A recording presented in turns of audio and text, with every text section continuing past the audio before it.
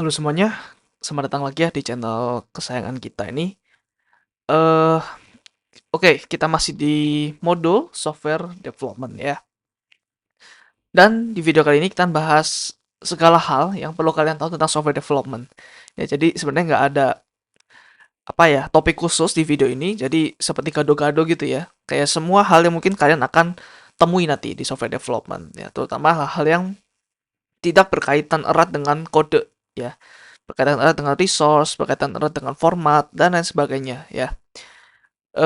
Ini adalah hal-hal yang mungkin kelihatan sepele ya bagi kalian, mungkin developer yang belum pernah eh coding program GUI gitu ya, atau mungkin kalian yang belum pernah merasakan coding software yang memerlukan quality yang bagus. Maksudnya seperti ini, maksudnya seperti kayak bagaimana sih kalau misalkan bahasa ini diganti gitu, bagaimana kalau misalkan formatnya seperti ini gitu ya.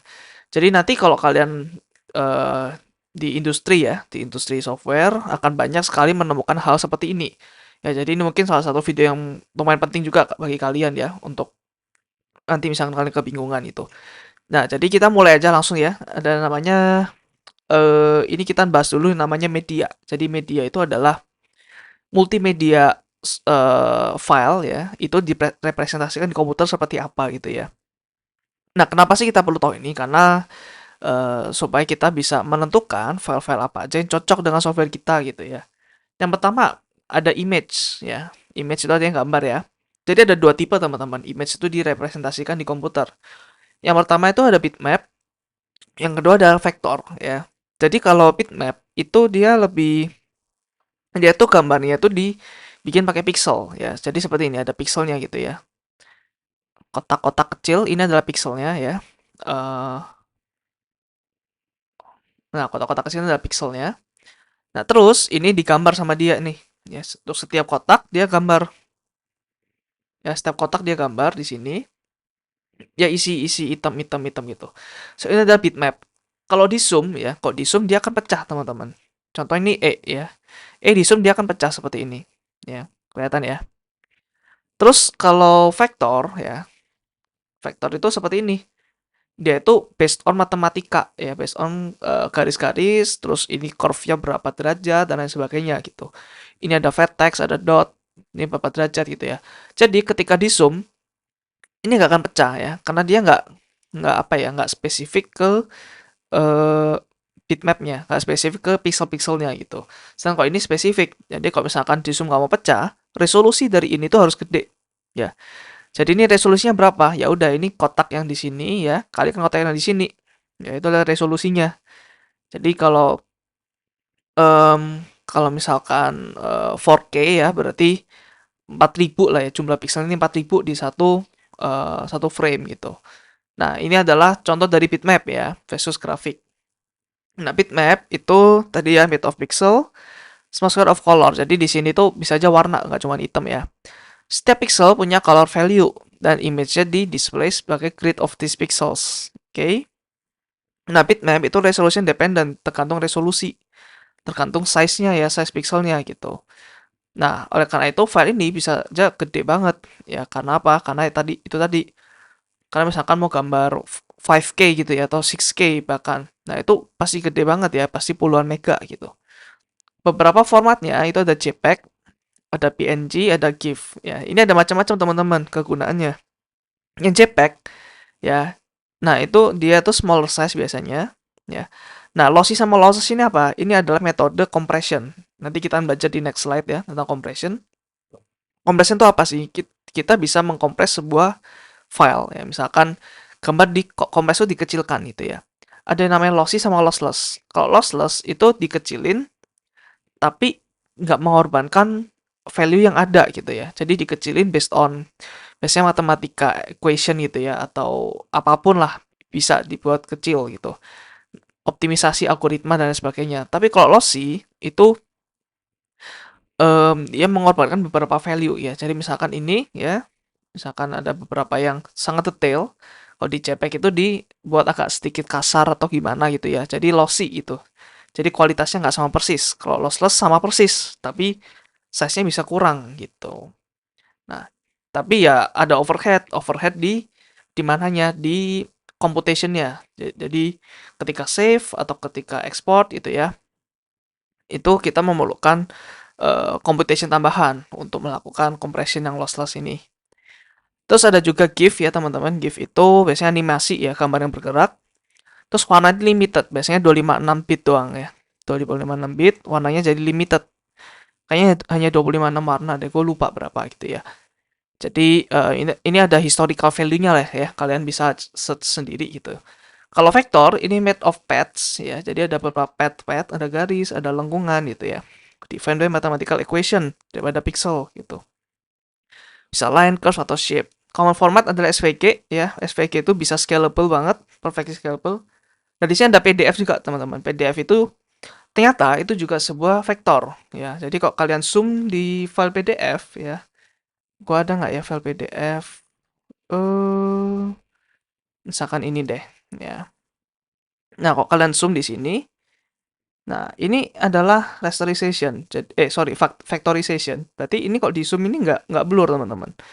Nah, tapi di PDF ada juga beberapa yang bisa blur. Kalau misalkan itu adalah gambar, ya. Contoh apa ya yang bisa blur ya? Ini nggak blur, teman-teman ya. Jadi kalau kalian misalkan bikin kelas diagram ya, yang kecil-kecil banget, kalau kalian ekspor ke PDF, itu bisa di zoom sampai detail gitu ya. Kalau pakai JPEG udah ya wassalam gitu ya. Mana ya contoh? Nah ini contoh yang blur ya. Ini contoh yang blur karena ini adalah JPEG gitu. Meskipun blurnya juga nggak ini ya, nggak. Nah ini blur teman-teman ya. Karena ini adalah bitmap gitu. Sedangkan kalau ini, oh ini juga bitmap ya. Nah seperti itulah. Kalau ini berarti apa vektor ini ya? Ini vektor ya. Karena nggak ada blur at all gitu, nggak kelihatan sama sekali. So kalau SVG seperti apa? SVG ya. Jadi SVG ini contoh kalau PNG ya. Ini adalah gambar ya. Kalau gambar kalian zoom, nah seperti ini teman-teman. Kelihatan ya. Pecah ya. Sedangkan kalau SVG, contoh SVG sebentar ya. SVG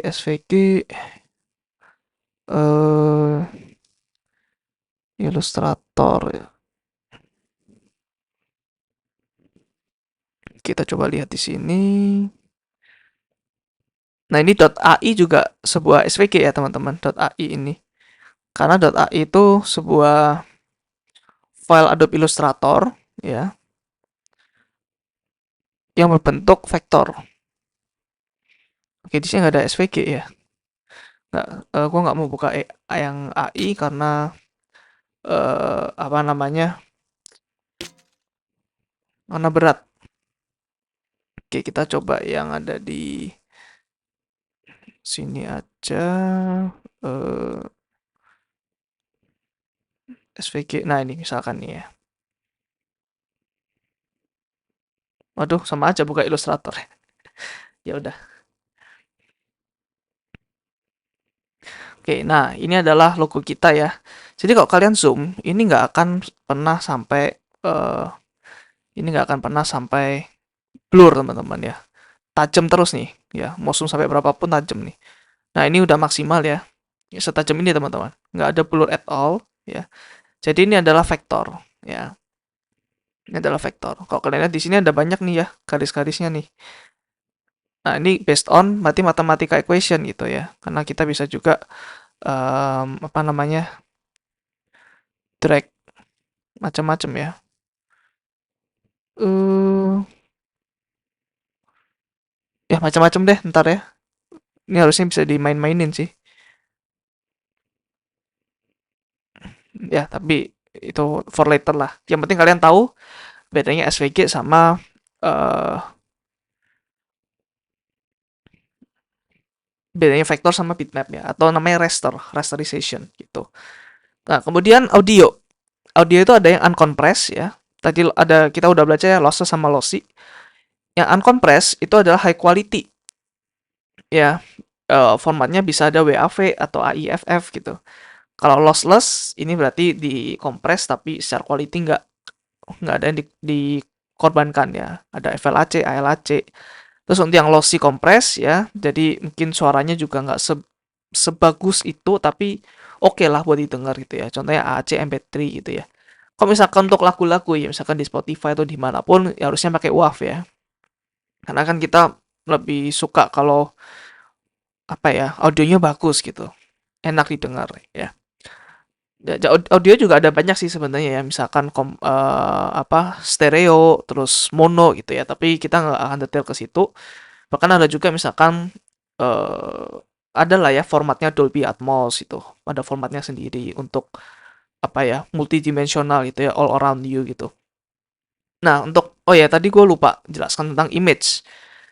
Nah kapan kita vektor, kapan kita pakai bitmap gitu ya. Kalau pakai bitmap untuk foto-foto aja ya, untuk foto-foto pemandangan gitu yang penuh dengan warna, penuh dengan komponen itu. Kalau vektor biasanya untuk logo ya.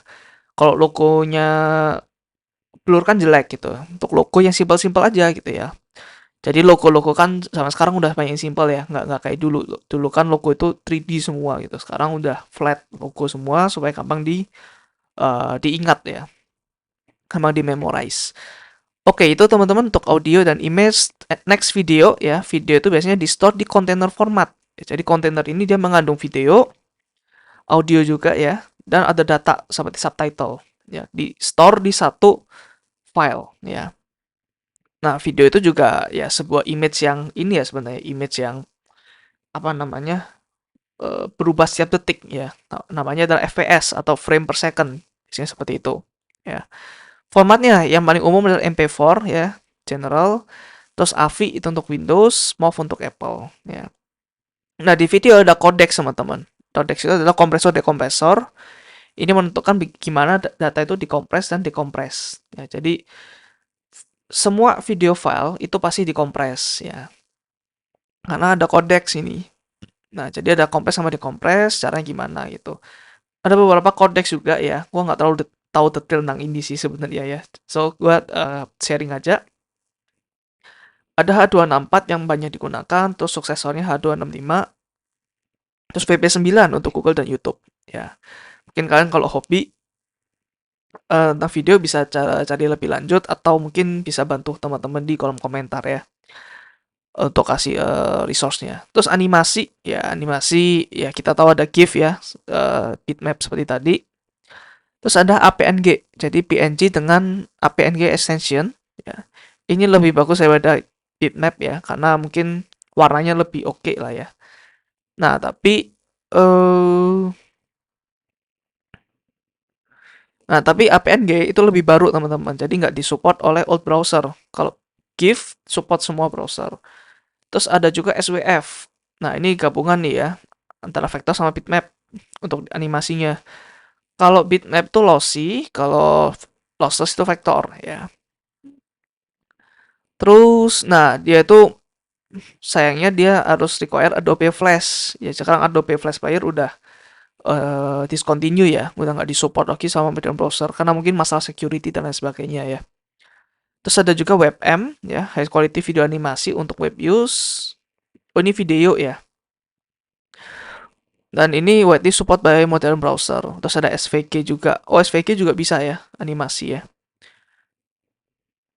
Cocok untuk web grafik ya, seperti logo yang goyang-goyang gitu ya, atau misalkan animasi simple ya, animasi simple yang enak dilihat gitu ya. Nah itu kalau kalian misalkan lihat apa kok bisa ya, itu harusnya pakai SVG juga ya, karena dia itu animasi yang simple gitu, animasi yang bentuknya vektor lah ya. Terus animasi mostly ya lossless compression ya.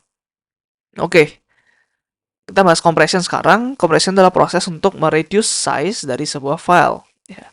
Membuat mereka lebih manage untuk storage dan transmission. Untuk nyimpen dia lebih kecil ukurannya, jadi lebih bisa nyimpen banyak file.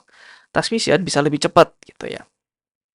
Nah, ada dua tipe, lossless sama lossy. Tadi lossless itu reduce file tanpa losing any data ya. Jadi kita datanya dikompres, dia balik lagi ke original formnya. Jadi dikompres terus bisa dikompres dari lebih kecil terus dikompres bisa lebih gede gitu. Tanpa ada loss of quality of information. Ya. Contohnya untuk file biasanya ya. Jadi file-file kayak PDF dan lain sebagainya itu atau docx ya atau file-file coding ya .c itu ya nggak boleh lossless ya. Karena aneh ya kalau misalkan kalian udah code banyak-banyak terus lossless compression ada beberapa code yang hilang, kalian nggak tahu yang hilang apa gitu. Nah, kalau lossy compression ini dia reduce size by permanently ya eliminating some data. Jadi ada beberapa data yang sengaja dihilangkan gitu ya.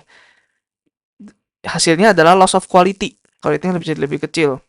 Goalnya tuh mengachieve significant size reduction ketika memaintain acceptable level of quality. Ya, jadi bolehlah di sacrifice dikit, yang penting kualitasnya lumayan gitu. Contoh misalkan di HP, HP kan pixelnya kecil ya, layarnya kecil gitu. Nah, nggak mungkin kayak misalkan apa ya, akan sia-sia kalau misalkan kalian download file yang 4K di HP gitu, karena ya apa namanya, resolusi HP kalian nggak nyampe gitu ya most likely. Jadi kalau di HP biasanya dikompres sampai segimananya gitu, sampai yang acceptable lah ya, seperti itu. Kebanyakan sih digunakan di pictures ya seperti JPEG dan lain sebagainya yang punya lossy compression tolerable gitu. Terus ada juga file mungkin file format RAW ya di kamera itu kan biasanya gede juga filenya. Nah, eh yaitu alasan itu nggak pakai lossy compression ya. Jadi itu kan bitmap. Jadi setiap pixel tuh diwarna-warnain satu-satu gitu. Nah, ini beberapa tekniknya gua nggak terlalu dalam di sini ya. Ini juga generatan dari AI. Kalau lossless ya, pertama ada run length encoding ya. Jadi ini nge-replace beberapa sequences of same data values dengan single value encount. Jadi misalkan data seperti ini ya.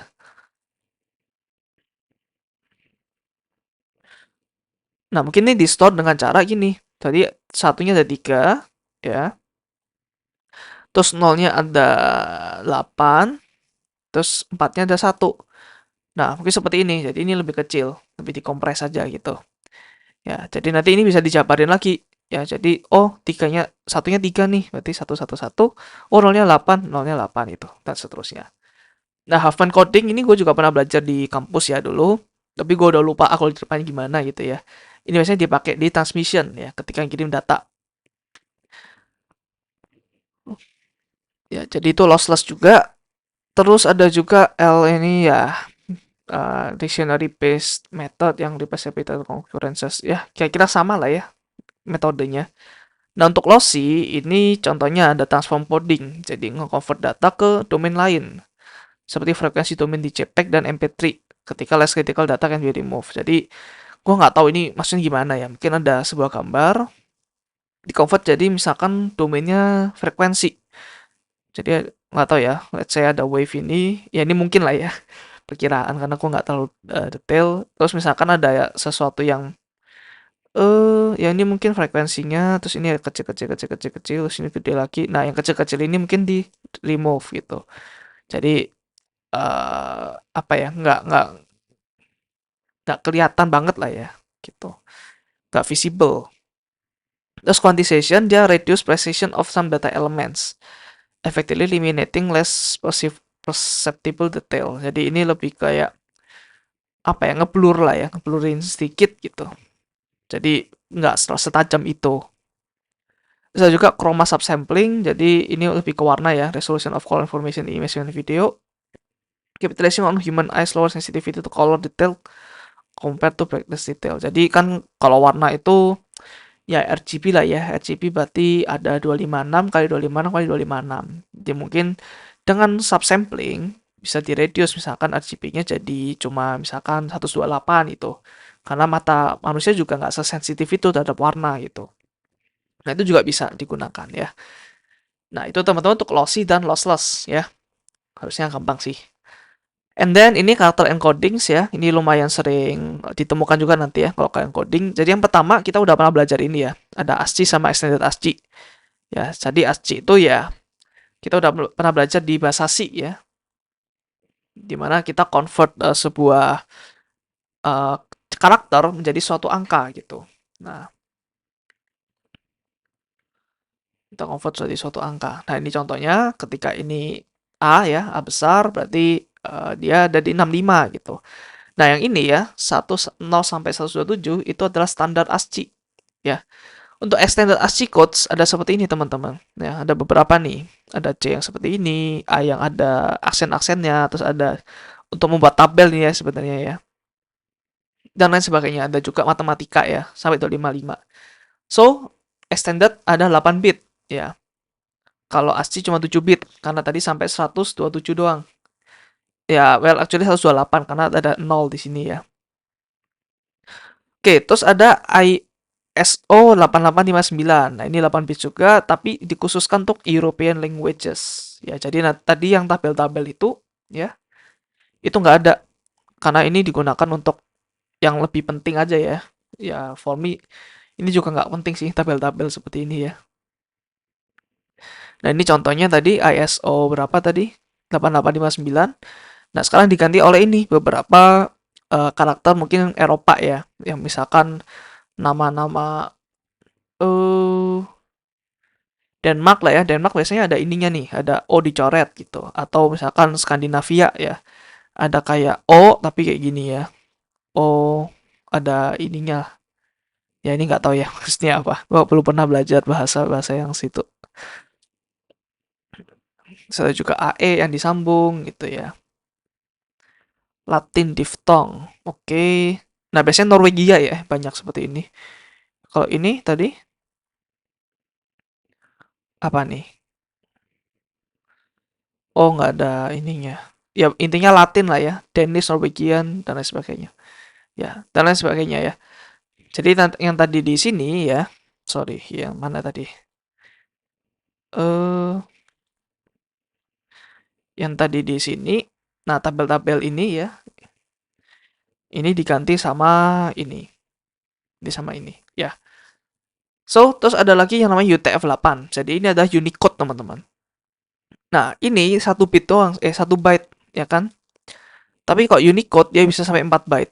Nah kenapa sebanyak itu teman-teman? Karena Unicode ini diciptakan untuk dia bisa menampung seluruh karakter-karakter yang ada gitu ya. Jadi misalkan alfabet, terus karakter apalagi ya, Jepang, karakter Mandarin, karakter Arab, even emoji ya, emoji itu juga bisa. Jadi semua semua hal-hal tentang karakter itu disimpan di Unicode ini ya.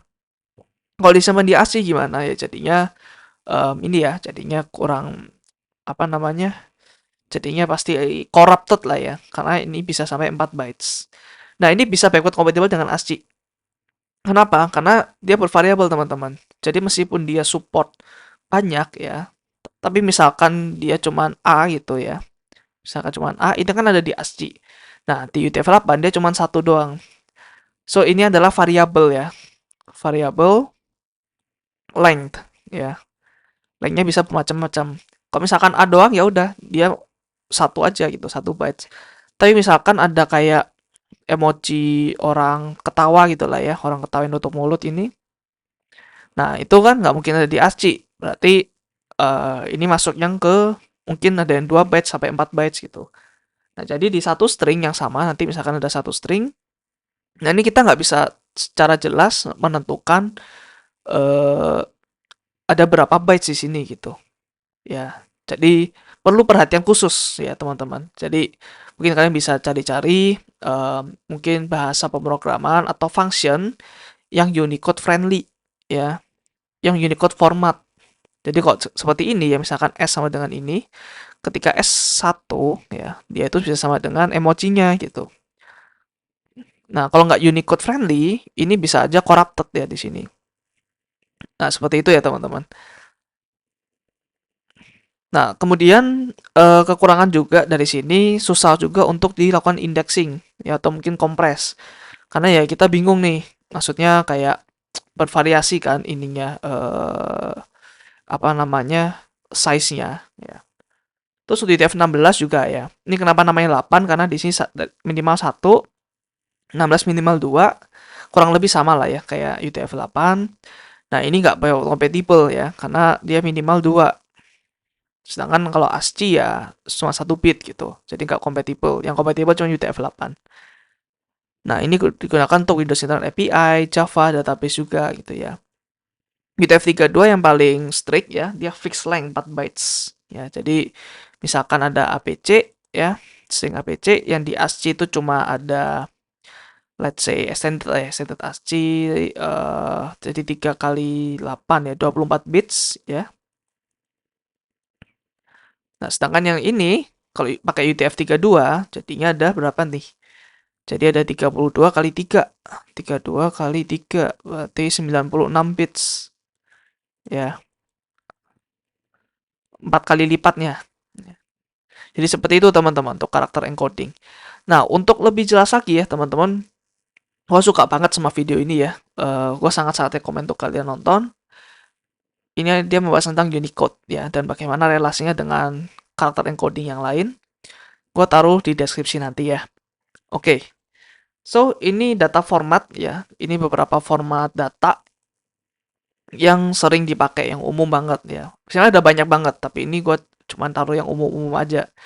So, ini yang pertama ada XML ya, atau Extensible Markup Language. Jadi ini hierarchical, text-based, dan digunakan untuk web service, config data, interchange di enterprise environment. Jadi ini kata kuncinya ya. Kata kunci text-based, enterprise environment, jadi ini jadul ya. Ya, biasanya enterprise environment jadul. Biasanya gitu. Ya. Contoh seperti ini, XML. Nah, seperti ini teman-teman. Nah, sama seperti kayak config yang ada di ini ya, pom.xml ya. Karena Maven itu lebih jadul daripada misalkan Gradle dan lain sebagainya. Kalau Gradle nanti dia pakainya, aduh gua lupa lagi Gradle pakai apa ya. Pakai sintaksnya sendiri ya, nggak pakai XML. So ini XML ya, jadi ada pembuka sama penutupnya. Penutupnya biasanya ada slash di depannya gitu. Nanti kita baca lebih banyak ya, kalau misalnya kita baca HTML nanti. Nah, di sini biasanya ada atribut ya, bisa taruh atribut di dalam tag-nya, ada value-nya gitu. Tapi ini bukan data aslinya, ini hanya value untuk tag ini, student. Terus ini baru nih, jadi hierarchical ya, dalam student ada first name, last name, ada hierarkinya gitu. Ini masuk sini gitu ya. Jadi ini namanya first name. Nah ini harus sama, first name ini harus first name gitu, harus ditutup juga. Nggak bisa kebuka doang gitu, nggak nutup ya, nggak bisa ya. Nah terus, nah ini kekurangannya apa? Kekurangannya sangat verbose, sangat cerewet gitu ya. Banyak sekali kayak yang nggak penting gitu. Ya buat apa? Kalau dibuka nggak boleh tutup, itu buat apa gitu. Nah jadi for historical reason lah ya. Orang-orang, gue sempat bertanya-tanya sih ya, kenapa orang dari dulu nggak langsung bikin yang formatnya bagus seperti JSON nih. Ini bagus kan? Kayak nggak perlu penutup lagi gitu ya. Nah, jadi secara historical lah ya, historical orang-orang dulu masih mikirnya seperti ini, XML ya. Oke, kemudian XML dia juga support schema definition ya, namanya DTD atau XSD. Jadi DTD itu untuk memvalidasi ya, memvalidasi apakah skema ini benar atau enggak ya. SSD itu adalah skemanya. Sorry, gue agak lupa. DTD itu seperti apa bentuknya. Oke, coba kita lihat ya. Untuk link-link gue taruh di semua di deskripsi nanti ya, tenang aja. Document type definition. Contohnya misalkan,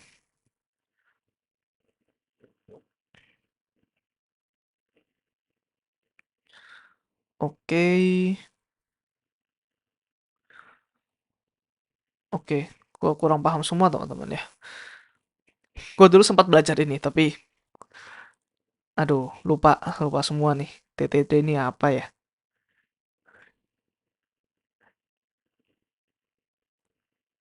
Oke, nevermind. Yang penting ini gunanya untuk inilah ya, untuk melakukan apa validasi ya. Struktur dan legal elemen atribut. Oh, struktur teman-teman validasi ya, struktur dan legal elemen dan atribut. Oh,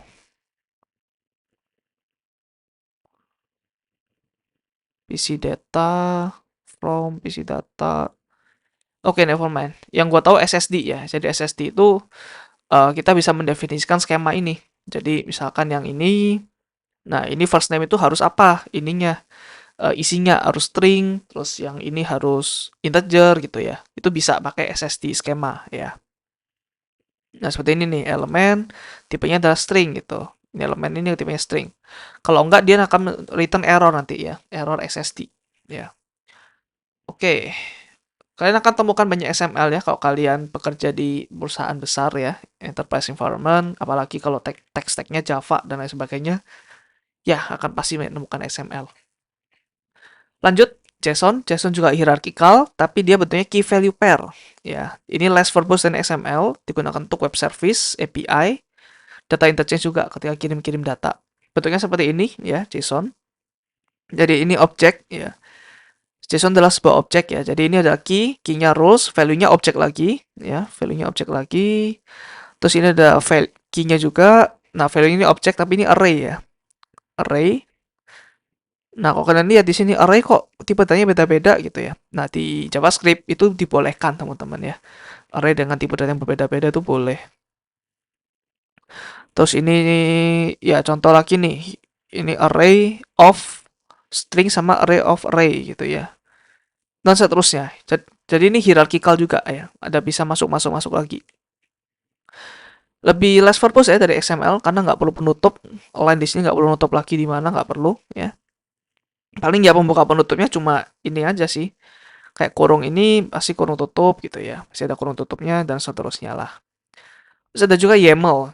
YAML tuh YAML in markup language. Jadi ini bukan sebuah markup language. Gue juga nggak tahu kenapa namanya seperti ini.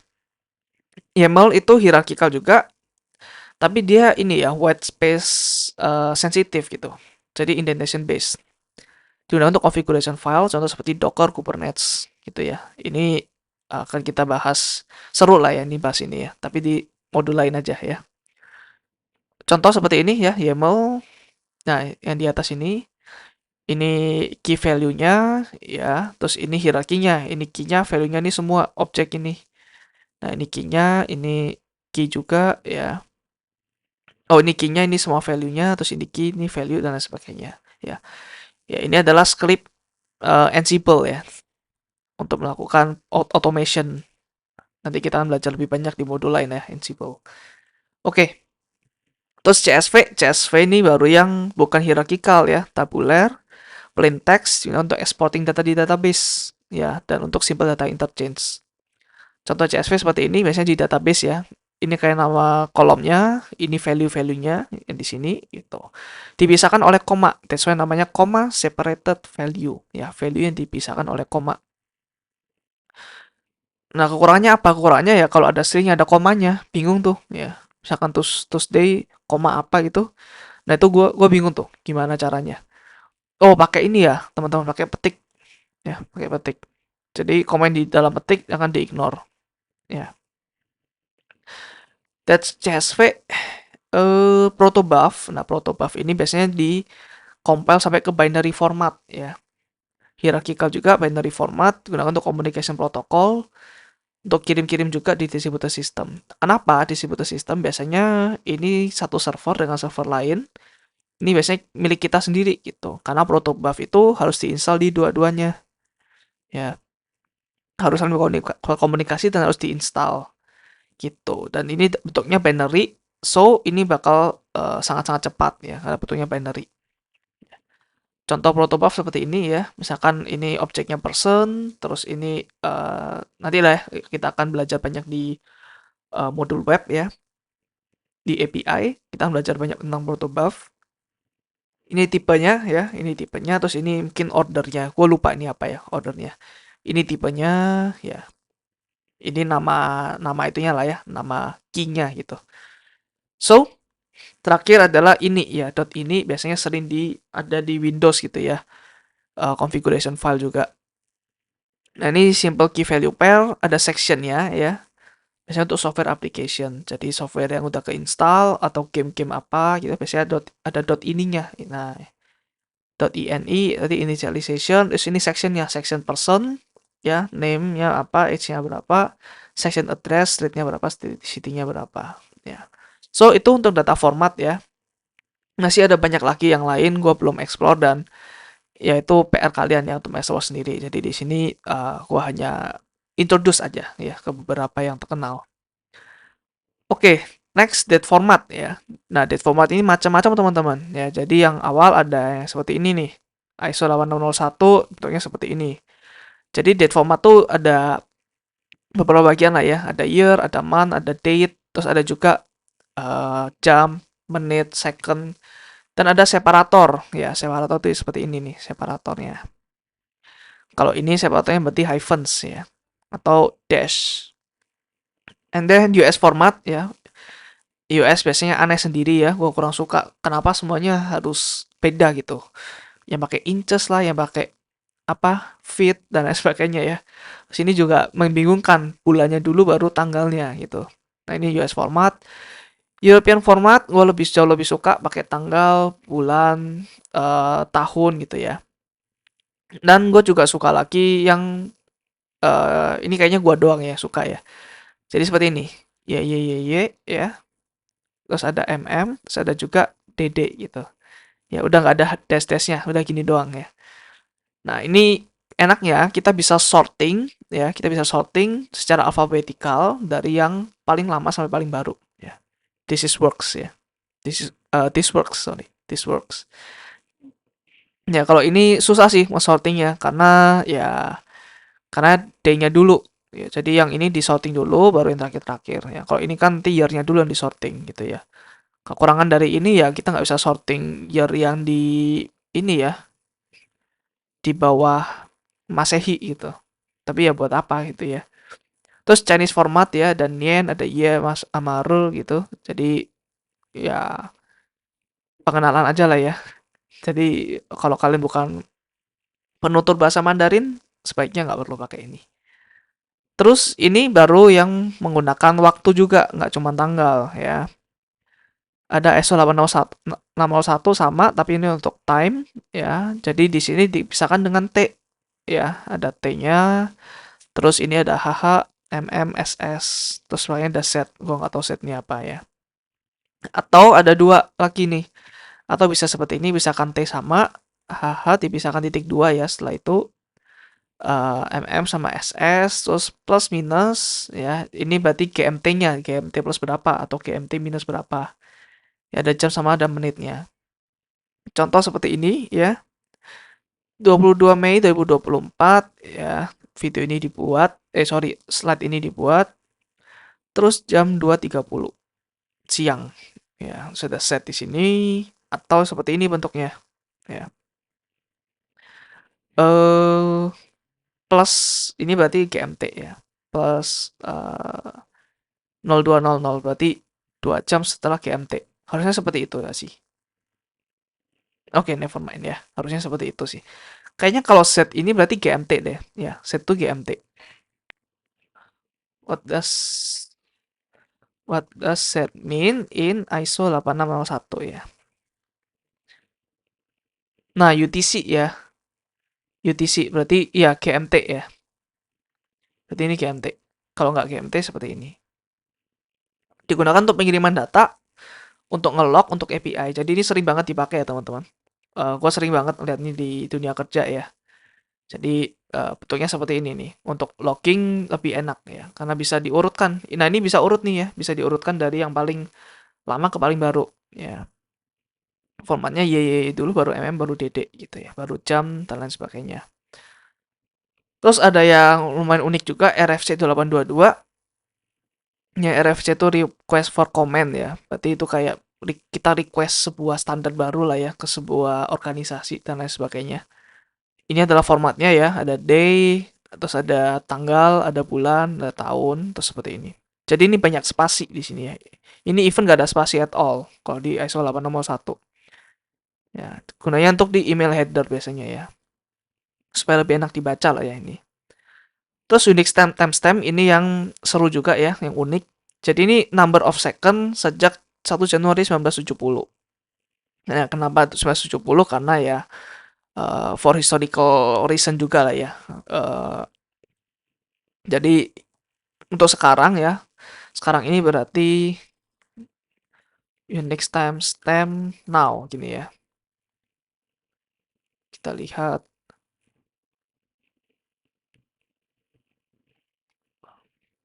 Ya, never mind, lemot ya. Jadi ini detik yang sudah terlewati sejak Januari 1970 ya.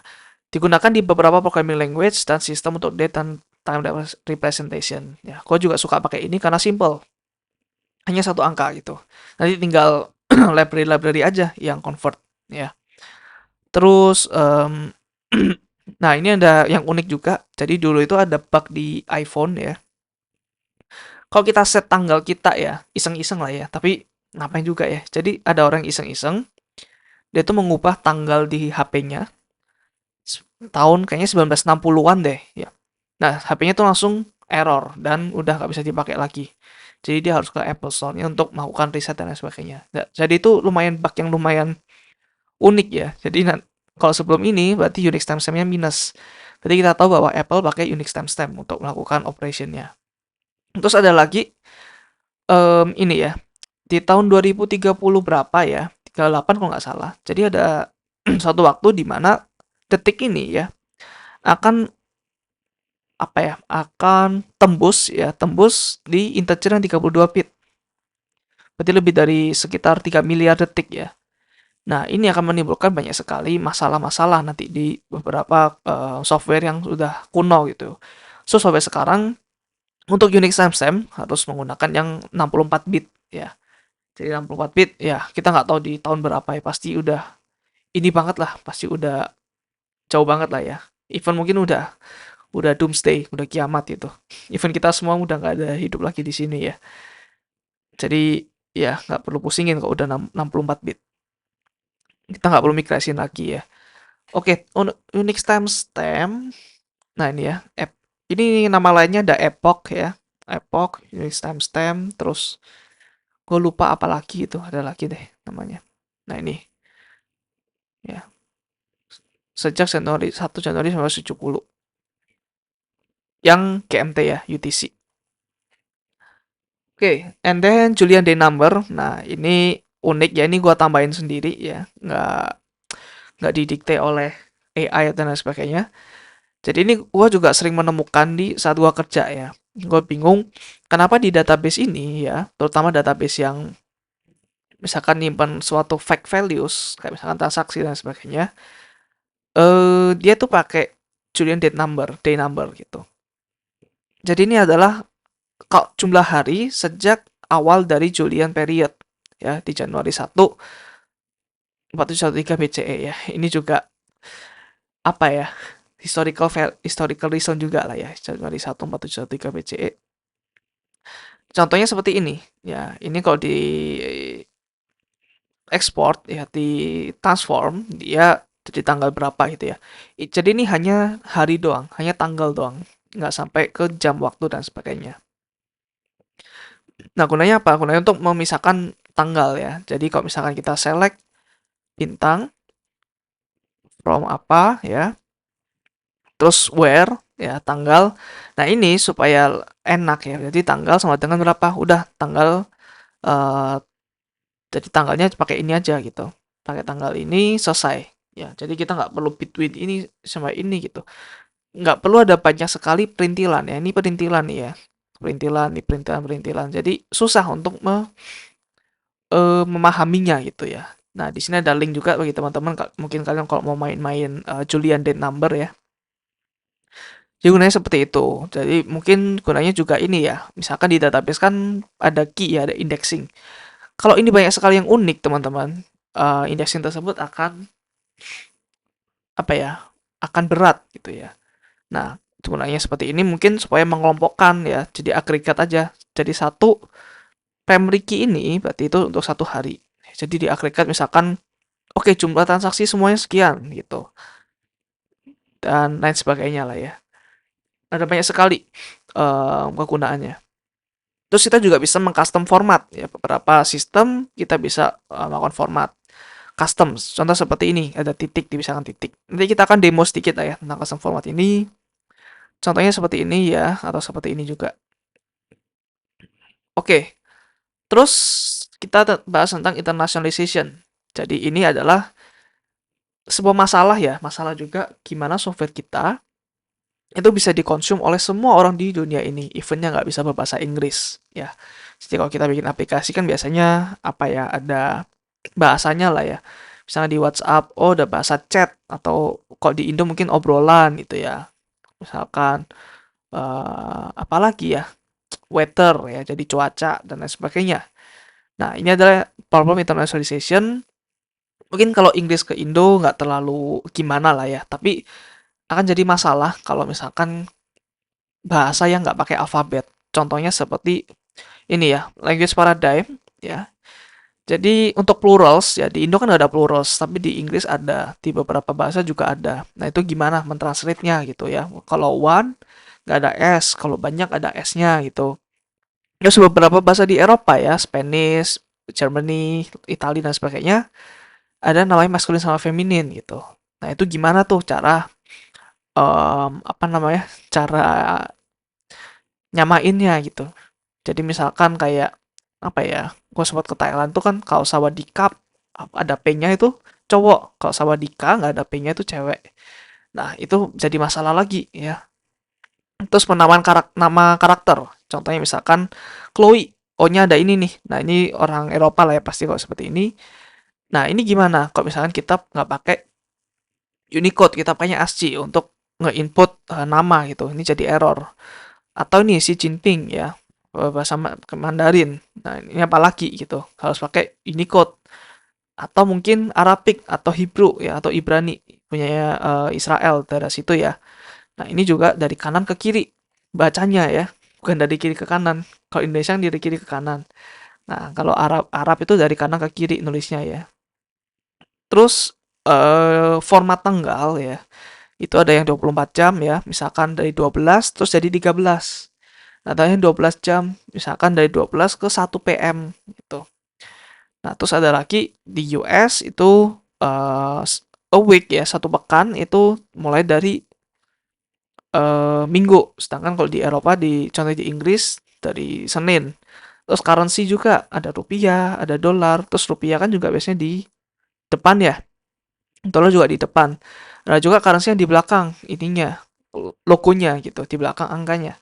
Jadi ya pusing teman-teman ya. Kalau kalian mau lebih pusing lagi ya, lebih kayak gitu ya. Bisa lihat YouTube yang di sini ya. Ini gua rekomen juga, dia menjelaskan problem ya, problem doang bukan solusi ya. Problem ke internationalization dengan mudah gitu.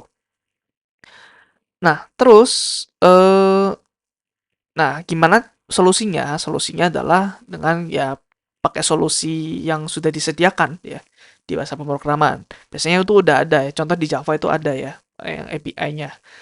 Nah, jadi kita nggak perlu mengubah ini konsepnya ya. Kita nggak perlu mengubah code ketika mau mengubah language. Jadi misalkan kita mau shipping code kita ke orang Indo sama shipping ke orang Arab, nggak perlu ganti code kita. Ya, cukup satu itu aja, dia bisa detect. Oh ini gue diinstal orang Indo, gue diinstal orang Arab. Jadi gue bisa apa ya, mengubah diri gue sendiri gitu. Ya. Nah, formatnya biasanya di store di configuration file ya. Kemudian eh ya nanti inilah ya, ini sembari kita praktek lah ya. So kita langsung mulai praktek aja coba gimana caranya kita pakai internationalization. Oh ya by the way, I18N kenapa namanya seperti ini? Karena di antara I sama N ada 18 angka. Nah, ini biasanya programmer suka singkat-singkat ya. Sorry, kok angka ya? Huruf ya. Jadi programmer suka singkat-singkat, ini supaya nggak belibet gitu ya. Jadi internationalization dibuat I18N aja. Sama halnya kayak Kubernetes. Kubernetes itu juga terkenal dengan K8S ya. Dan lain sebagainya. Oke, so kita langsung demo aja ya. Oke, so kita mulai aja ya. Kita buka ID kesayangan kalian ya, apapun itu di Gua IntelliJ. Terus kita bikin suatu project, misalkan internationalization, oke, example ya, atau latihan atau coba gitulah ya. Terus ya seperti biasa lah ya, create. Oke, di sini kita ada namanya lokal di sini ya. Jadi lokal itu ada dari dua macam. Ada language, ada country. Kenapa? Karena satu country dia bisa mempunyai beberapa language ya. Atau satu language dia bisa aja banyak country. Ya contohnya kalau country banyak language ya Indonesia lah ya. Ada Indonesia, ada Jawa dan lain sebagainya. Satu language dipakai beberapa country, misalkan Inggris. Inggris banyak banget ya dipakai di beberapa country gitu. Di US, UK, dan lain sebagainya. Nah, ini adalah format lokal lah ya, lokal ID. Kalau Indonesia itu berarti ID ya, language-nya, country code-nya juga ID gitu. Nah, ini tahu dari mana? Tahu dari sebentar, gue lupa ininya lah, apa namanya standarnya gitu ya. Local standard decision. Nah, di sini ya, dia pakai bukan localization, localization. Oh, ID, ID.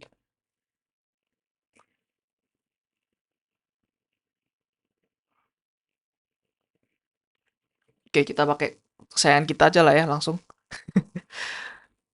Oke, what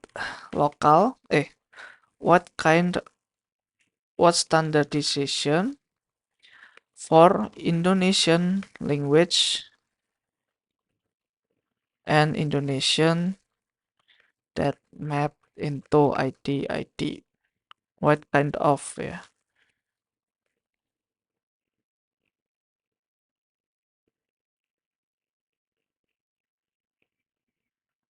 Oh, kayaknya salah deh. Eh, what kind of standardization that Java used for local and internationalization?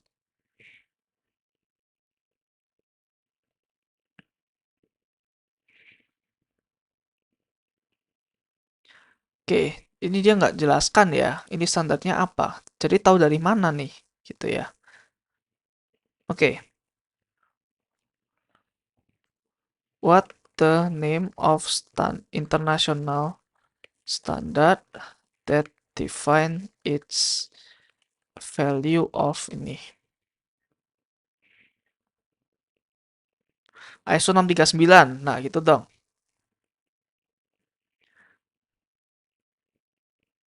Ada banyak ya.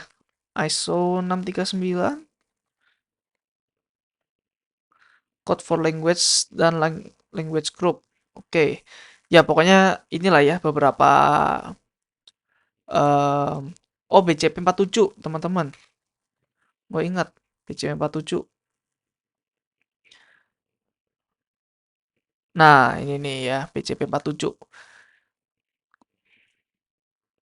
Oh, ada di sini. Ya ampun. Ada di slide sebelumnya. Oke.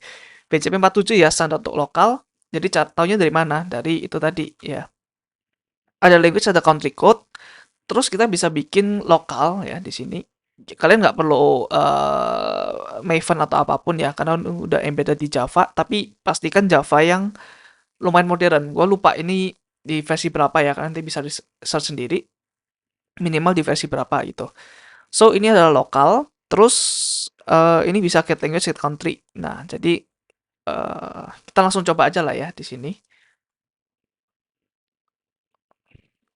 Ini kita hapus dulu, berarti terus kita coba bikin string language ya, adalah ID ya. Terus sekarang string country itu ID gede. Nah, terus lokal ya, pakai java.util ya. Terus misalkan Indonesia, berarti apa tuh? Nah, seperti ini ya. Terus kita bisa print ya, get language, get language, terus satu lagi get country ya. Nah, ini kita akan lihat bedanya apa ya. Get display language sama get display country ya. Kita coba run di sini.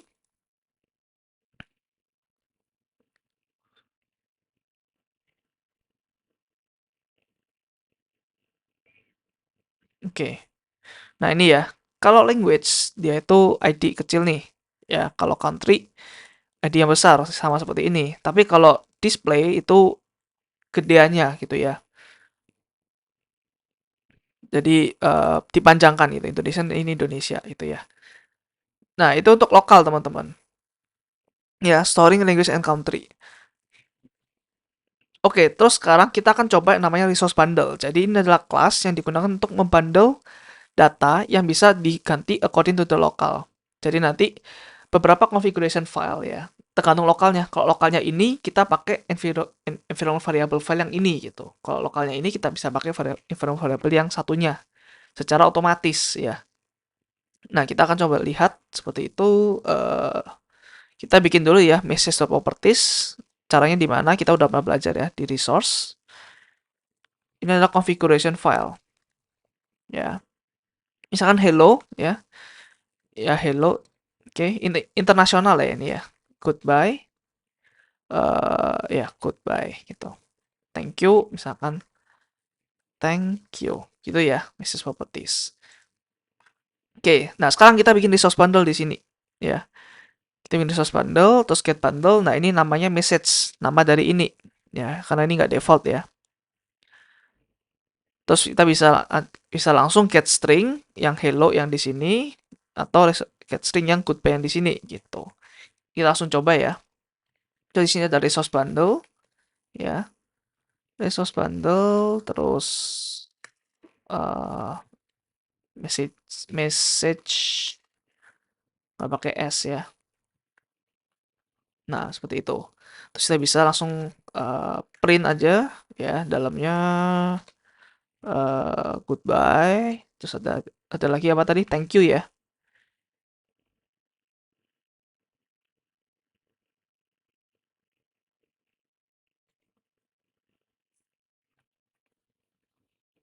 Oke, sepertinya udah lumayan capek nih ya komputernya. Udah mulai lemot. Thank you. Oke, kita coba jalankan ya.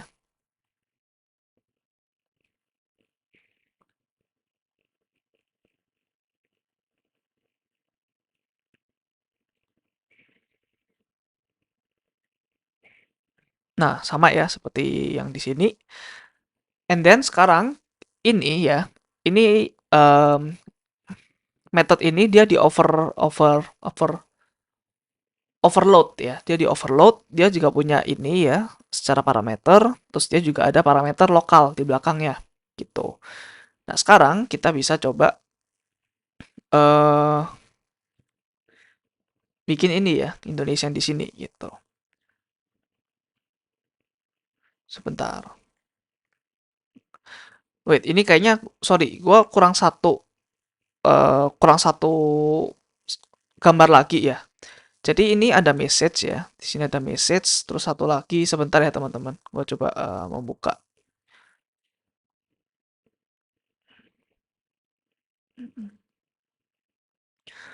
Ada internationalization, jadi ada di SRC ya, resources. Oh, jadi kita perlu bikin ini ya, yang lokalnya Indonesia. Caranya gimana? Caranya sama ya. Kita pakai message di depan ya. Terus pakai underscore. Nah, ini baru language-nya apa. Terus ini kemudian negaranya apa ya. Terus dot properties. Jadi harus seperti ini ya, teman-teman, formatnya. Nah, sekarang kita bisa melakukan seperti ini ya. Ini sekarang yang Indonesia, teman-teman. Ya. Ini misalkan halo, ini selamat tinggal. Ini apa? Terima kasih ya. Nah, jadi ini kita bisa masukkan Indonesia di sini ya. Nah, kalau seperti ini kita run. Nah, ya, jadi ini Indonesia nih sekarang. Nah, kalau message ini, teman-teman, ini adalah defaultnya. Kalau ketika kita nggak ketika apa namanya, ketika kita nggak passing lokal di sini, atau ketika kita passing lokal tapi kita nggak nemu resource-nya ada di sini gitu. Let's say ini kita hapus ya. Sebentar, ini gua coba taruh dulu ya di sini di PPT-nya supaya nggak membingungkan gitu ya. Nah, di sini ya. Oke. Ini berarti oke. Nah, coba kita hapus ya yang ada di situ tadi. Nah, ini kita hapus. Mana delete ya? Oke, delete anyway. Nah, sekarang kalau kita jalankan, ya dia nggak ada error, tapi dia default aja, default ke message.properties. Ya, so seperti itu untuk resource bundle ya, untuk menyelesaikan problem internationalization.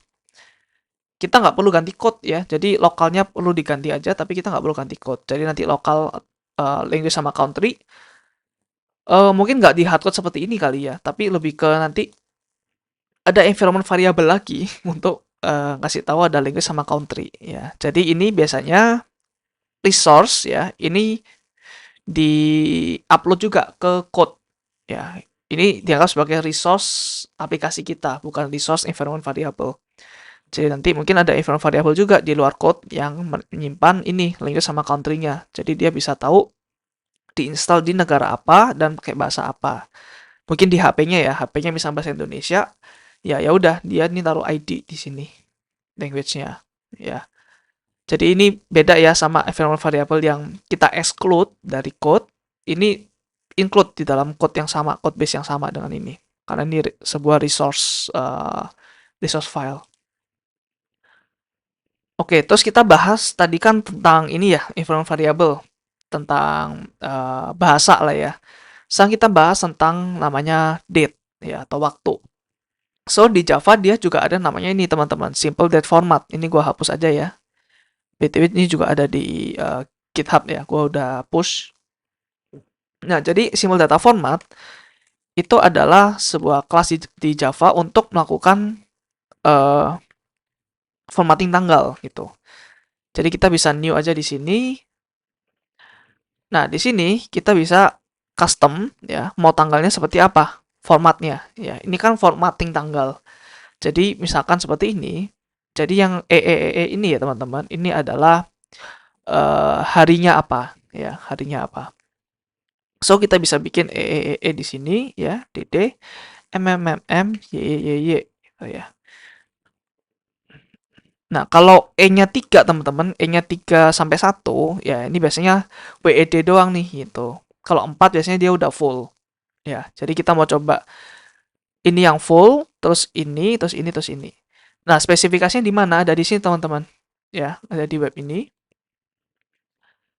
Gimana sih cara memformat tanggal custom gitu ya? Ada di web ini untuk yang Java. Nah, ini ya, yang tadi yang E itu untuk day name in the week. Nah, terus ini macam-macam nih ya, ada RFC-nya juga, request for comments, ada ISO time. Nah, ini contohnya, kalau doang, dia WED gitu ya. Ya, kalian bisa baca sendiri lah ya, ini dokumentasi dari Oracle, karena Java sekarang dipunyai Oracle ya. Oke, nah setelah ini, kita bisa melakukan seperti ini. Jadi string format ya. Nah, sekarang kita bisa pakai simple date format. Terus ini dia isinya ya. Pakai dot format ya. Nah, isinya adalah waktu ya. Jadi kalau kita pakai new date gitu doang ya. Ini adalah waktu sekarang gitu. Ya. Jadi date itu ada tanggal sekarang berapa. Jadi ini di format tanggal sekarang di format menggunakan simple data format ini ya ke sebuah string format nih. Terus kita tinggal print aja formatnya. Nah, Thursday 23 Mei 2024. Kalau mau ada koma lebih bagus sih sebenarnya ya. Biasanya seperti ini kan. Nah, ini ada komanya ya. Itu untuk format yang seperti ini. Kemudian ini kita bisa juga kasih lokal di sini teman-teman, Indonesia gitu. Ya. Nah, dia otomatis ini kita nggak perlu kasih ini ya, kasih misalkan translatean nih. Rabu ya atau Kamis sampai dengan Thursday gitu. Ini nggak perlu ya. Kita cukup untuk kasih tahu Indonesia gitu aja. Lokal yang Indonesia gitu. Ya, lokal yang ID gini ya. So kita tinggal masukin Indonesia di sini. Udah deh, tinggal coba jalankan. Itu jadi Kamis ya, 23 Mei. Ini event Mei ya, bukan Mei. Mei 2024. Nah, seperti ini. Kita juga bisa Arab teman-teman ya. Ini kemarin gua iseng ya. Arab. Arab itu apa? AR ya. AR. AR terus SA ya. Kok nggak salah kemarin tuh. SA itu Saudi Arabia. Nah ini pakai AI aja lah ya. Terus misalkan Chinese ya. Coba. Nah sini. Set H. Terus CN. Kita pakai Arab dulu di sini ya. Ini bisa coba-coba ya kalian ya. Pakai bahasa-bahasa yang lain. Nah ini seperti ini Arab. Ini ya aku nggak tahu sih. Aku nggak bisa bahasa Arab ya. Tapi kita coba cek di Google Translate ya. Detect language aja, ini English. Nah, sama ya. Thursday, Mei 23, 2024. Jadi nggak ngibul ya, teman-teman. Terus, ini Chinese ya. Kita coba. Nah, ini ya. Ini gue bisa Chinese saya dikit-dikit lah ya. Ini Xinjise artinya Kamis 23 Uye artinya bulan kelima which is Mei terus ini 2024. Ya, ini Kamis 23 Mei 2024. Jadi itu untuk formatting tanggal. Sorry, ya betul formatting tanggal. Nah, ini kita bisa balik ya. Jadi kita bisa masukin ini event source-nya Arab ya. Jadi bentuk yang kita inginkan gitu. Contohnya di sini ada pattern, kita mau apa ya? Terus simple date format seperti tadi lah ya. Ada pattern, terus ada ininya, ada lokalnya. Terus kita bisa melakukan parsing tanggal ya. Jadi parse ini artinya sebuah string kita ubah jadi sebuah tanggal gitu ya. Tadi kan tanggal jadi string, ini balikan string jadi tanggal. Caranya gimana? Pakai ini yang sama ya, pakai objek yang sama, tapi kita sekarang coba uh, daripada ini ya, kita coba sekarang pakai ini teman-teman. Nah, kita pakai date ya. Kita kan mau parsing ke tanggal ya. Jadi date-nya pakai simple data format ya, pakai tadi yang Chinese aja lah ya. Tadi yang Chinese, terus parse ya. Nah, sekarang ininya, stringnya apa gitu ya. Jadi stringnya let's say ini. Atau inilah boleh lah ya, seperti ini. Kita coba yang di generate AI aja. Aduh, tadi. Nah, ini ya. Jadi Xingjiu Friday 17 Desember 2021 ya. Nah, ini ada warning karena bisa aja faulty behavior ya, risky behavior karena bisa aja ini ngawur isinya ya. So, kita kasih exception to method signature aja di sini ya. Terus kita bisa langsung print date-nya ya. Jadi date-nya ini sesuai dengan apa sesuai dengan standar lah ya. Kalau mau di print pretty lagi kita harus bikin simple date format lagi untuk ini. Ya, jadi ini ya sama ya 17 Desember 2021 hari Jumat ya. Seperti itu. Oke, itu teman-teman untuk internationalization, terus kita sudah bahas tentang date format, terus data format ya. Format data itu apa aja, terus encoding karakter itu apa aja, terus compression, media, dan lain sebagainya. So, ini ada beberapa tools yang bisa kalian pakai ya, untuk melakukan software development yang lebih bagus lagi ya. Dengan menguasai semua ini, kalian pasti bisa nggak tutup mata juga lah ya, karena ini hanya short introduction ya. Kalian perlu research lebih dalam lagi kalau kalian mau mendalami salah satu dari beberapa hal ini ya. Thank you teman-teman udah nonton sampai akhir. Kita lanjut ya di next video. Kalau kalian terbantu, kalian bisa melakukan support ya di channel YouTube kami. Deskripsinya ada di bawah ya untuk linknya. Thank you teman-teman. See you di next video. Bye.